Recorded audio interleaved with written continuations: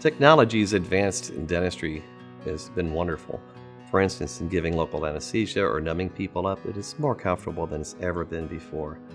X-rays that we used to take with film, we now use sensors. We have cone beam that helps us to make a proper diagnosis and show us exactly where your dental implant needs to be placed. Another modern aspect of technology we use in this office is the use of lasers. Laser dentistry is much more comfortable than it's ever been before.